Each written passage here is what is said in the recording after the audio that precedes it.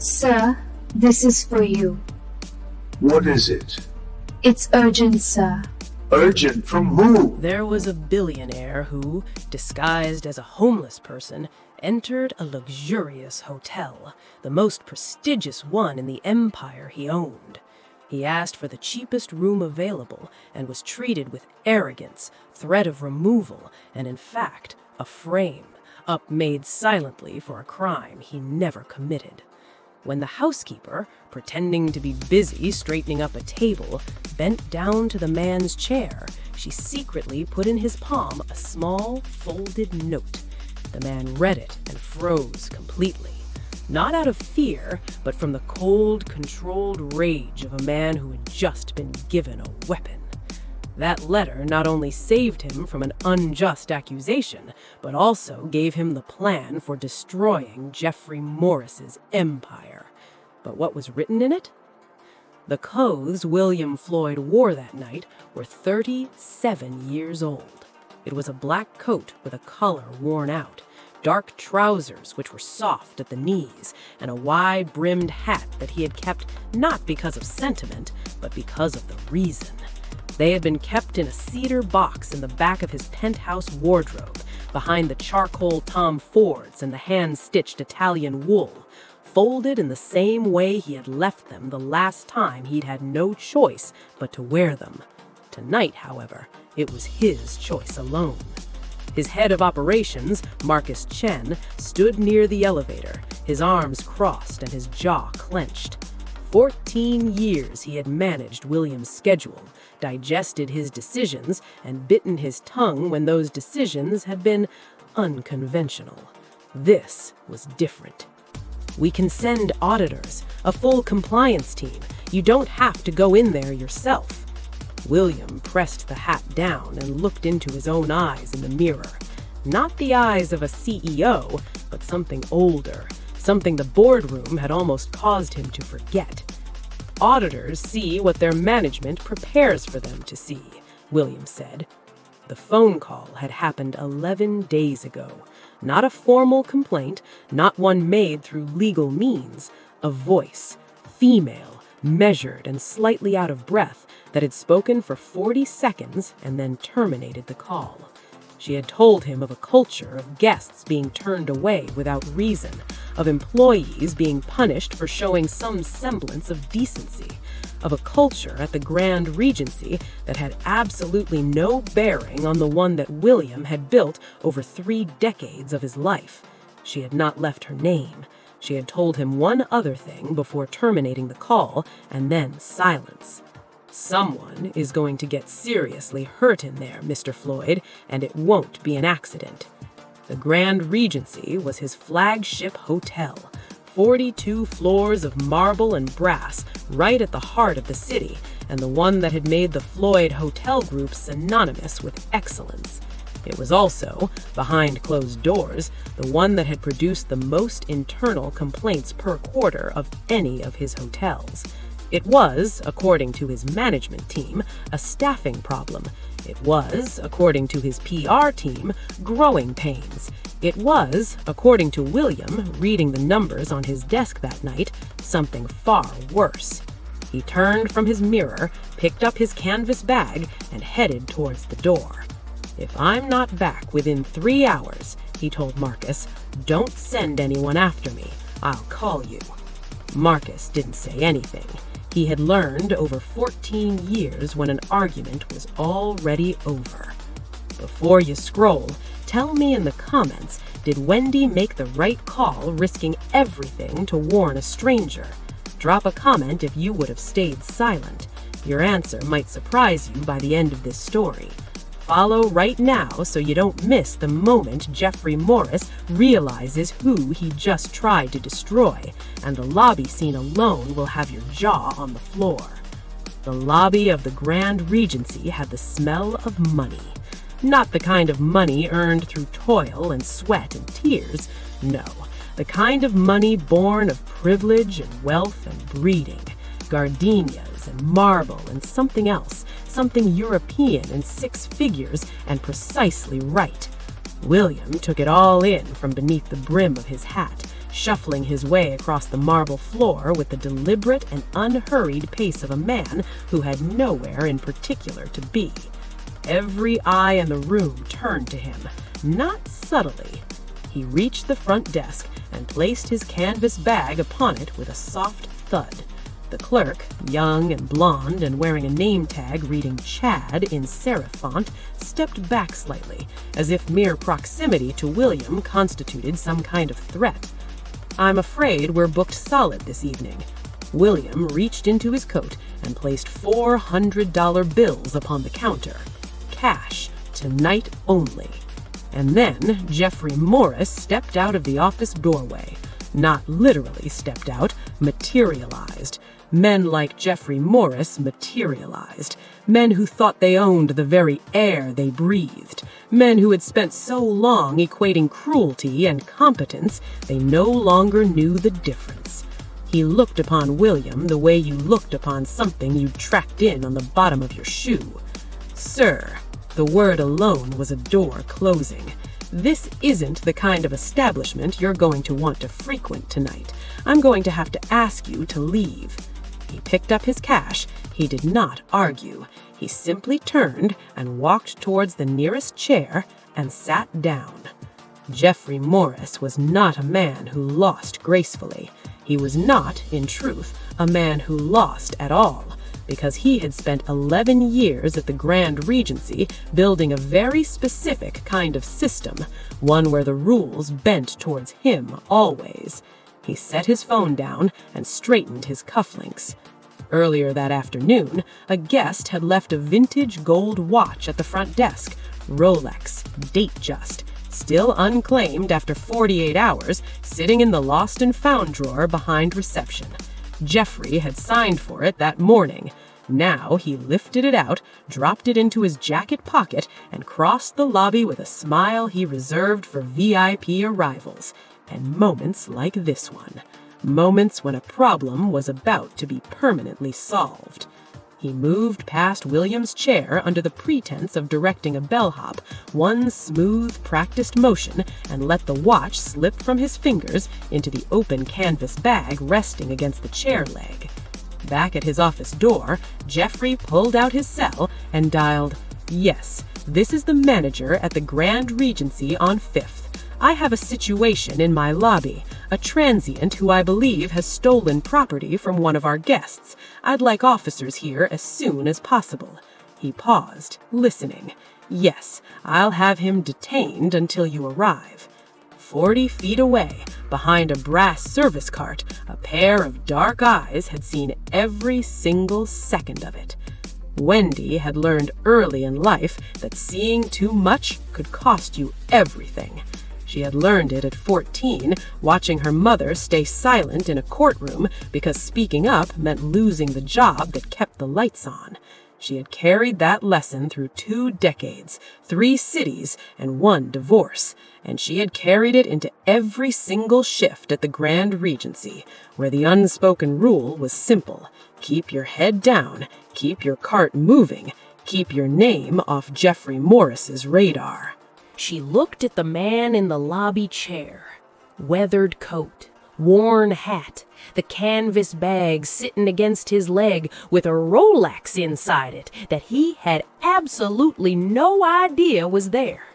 She looked at the office window where Jeffrey stood with his phone, already building the story that would bury this stranger before the night was over. Her mind moved fast and brutal through the math of her situation. She had a daughter, Camilla, 9 years old, currently asleep at her grandmother's apartment 6 miles north.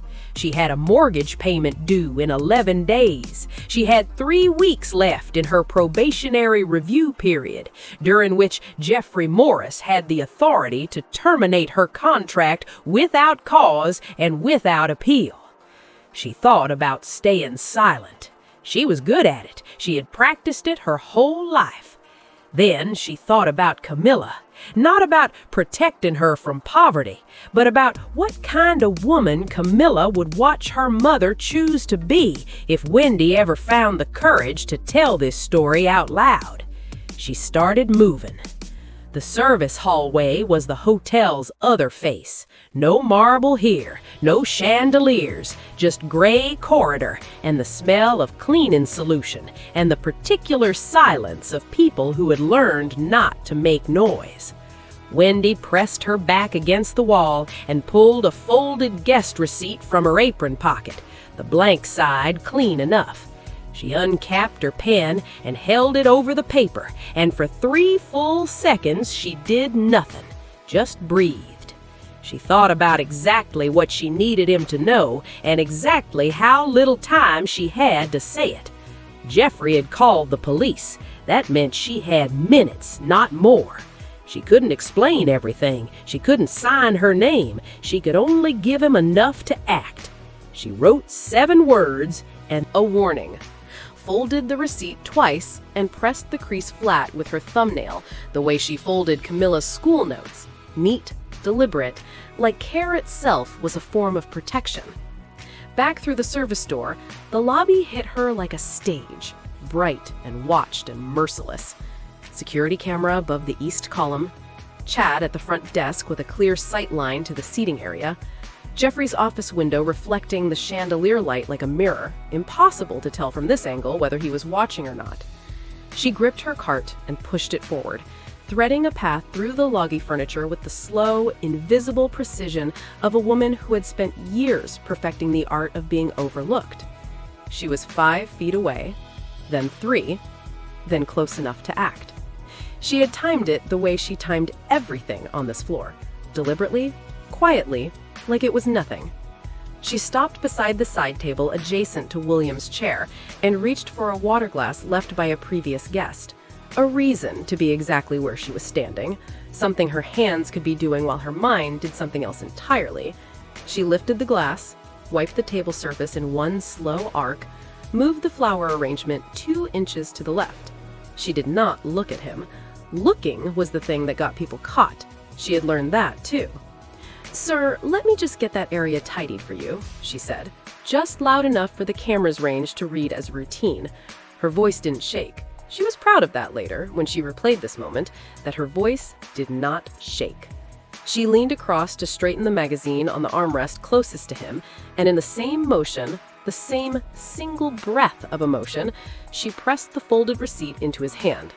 She straightened up, repositioned the flower arrangement back to where it was, and pushed her cart forward without breaking stride, without pausing, without looking back. 12 more feet and she was past the column, 15 and she was angling toward the south corridor, 20 and the cart rounded the corner and she was out of the camera's frame entirely. He opened it. He did not move, not yet. That was the thing about a man who had built an empire from nothing. He understood timing the way a chess player understands the board, not just the piece in front of you. Every piece, every consequence, every exit. He settled back into the chair, slid the note into his coat pocket, and folded his hands in his lap with the patience of someone who had already decided exactly how this evening was going to end. They arrived 7 minutes after Jeffrey's call, right on schedule. Jeffrey materialized from his office doorway before they had crossed 10 feet of marble, already moving toward them with the relieved urgency of a man whose plan was clicking into place. He shook the first officer's hand with both of his, a performance for the lobby. "Thank you for coming so quickly," Jeffrey said. The individual in the chair by the east column, transient, no reservation, refused to leave. "I believe he's taken a watch from one of our guests. You'll find it in that canvas bag beside him." The officers approached. The lobby, previously humming with quiet elegance, had gone the particular still that rooms go when people sense something is about to happen, but cannot yet identify what. Guests slowed, staff froze. Chad gripped the reception desk with both hands. One officer reached William's chair. "Sir, we're gonna need you to stand and open that bag." Jeffrey Morris was still smiling. He had no idea that smile had about 30 seconds left to live. "Before you open anything," William said, his voice unhurried and entirely different from the shuffling stranger who had walked through that door 2 hours ago, "I'd like everyone in this lobby to see something." He stood, slowly, fully, and in the standing, something shifted, The posture, the presence, the absolute gravitational certainty of a man who owned every inch of ground he occupied. The worn coat was the same, the hat was the same, but the man wearing them was unrecognizable from the one Jeffrey Morris had dismissed from his reception desk. The footage was clean, time-stamped, unedited. It showed Jeffrey at the lost and found drawer. It showed him crossing the lobby. It showed in the kind of high-resolution detail that left absolutely no room for interpretation, his hand releasing the gold watch into William's canvas bag. The silence lasted 4 seconds. It felt considerably longer.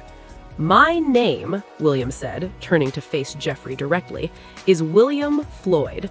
I am the sole owner of the Floyd Hotel Group, which includes this property, the 11 floors of staff accommodation behind it, and the employment contract currently in your name." He reached into his coat one final time and placed his real identification on the concierge desk beside him, the kind of credentials that don't require explanation. "I also have the anonymous tip that brought me here tonight, the quarterly complaint reports your team buried, and now approximately 90 seconds of footage that your own security system just helped me broadcast." He opened his mouth. Nothing came. The officer closest to him spoke first. "Sir, I'm going to need you to step outside with us." Nobody clapped. Nobody cheered. The lobby just breathed again, slowly, like a room that had been holding something in for a very long time and had finally been given permission to let it go. William buttoned his coat, picked up his canvas bag, and turned to Marcus Chen, who had appeared in the lobby doorway with the quiet punctuality of a man who had been parked outside for the last 40 minutes. They exchanged no words. They didn't need to. Marcus simply nodded and stepped back. He found Wendy in the south corridor, exactly where he expected. Back at her cart, head down, hands moving across a brass railing with the focused determination of someone trying very hard to look like nothing had happened. Her name tag caught the light. Elena, it read. A name that wasn't hers, a tag left over from a colleague who had quit 3 months ago and never been replaced. That detail alone told William everything the quarterly reports hadn't. "Wendy Stone," he said. She stopped, turned, looked at him the way people look when they're trying to calculate how much trouble they're standing in. "You're not fired," he said. "You're promoted." He let that land before continuing. "This hotel needs to rebuild from the inside out. Its culture, its standards, the way it treats every single person who walks through that door, regardless of what they're wearing. I need someone who already understands what that means. Someone who proved it tonight under conditions most people wouldn't survive." He paused. "I'd like that person to be you, operations director, full authority. You'd report directly to me." Wendy looked at him for a long moment. Then she looked down at the brass railing, then back at him. "My daughter's name is Camilla," she said quietly. "I want her to know what this looks like. Someone doing the right thing and it actually mattering." William nodded once. "Then let's make sure it does." And that is the story of one note. 7 words written on the back of a receipt in a concrete hallway by a woman with everything to lose and nothing but her conscience to guide her. 7 words that walked into a courtroom, exposed a fraud, and changed 2 lives permanently, one of whom had no idea who she was saving. Wendy Stone didn't rescue a billionaire that night. She rescued something far harder to rebuild than a career or a reputation. She rescued the soul of a building that had forgotten it had one. If this story moved you, share it with someone who needs to be reminded that doing the right thing, quietly, at great personal cost, with no guarantee of reward, is still the most powerful thing a human being can do. And subscribe for more stories that prove ordinary people change everything, every single time.